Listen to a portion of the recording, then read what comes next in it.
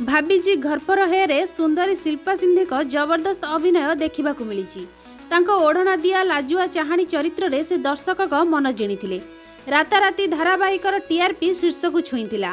किछि दिन पर शिल्पा एथिरु विदाय नहीं सत, किंतु अन्य कोनोसी धारावाहिक रे काम करने को आग्रह कलेनी, बरं से विज्ञापन एवं रियालिटी शो प्रति आग्रह होइतिले। लंबा व्यवधान पर से मैडम सार रे काम करुथिले।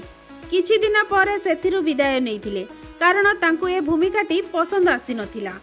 से एही शो को छाड़िबा परे अन्य जने अभिनेत्री गुल्की जोशी तांको विरोध रे एक मंतव्य देइथिले एवं कहिथिले जे धारावाहिकर टीआरपी न बढ़िबारु से ओहरी जाइछंती। तांकु प्रति जवाब रे शिल्पा कहिछंती एभली थट्टा करुथिबा लोकंक मासिक रोजगार जेते तांकर गोटिए दिन रे से सेतिकी पारिश्रमिक पाउछंती। शिल्पांक ए राग आउ थमिला परी देखा जाउनी। ब्यूरो रिपोर्ट, डिजिटल खबर 24।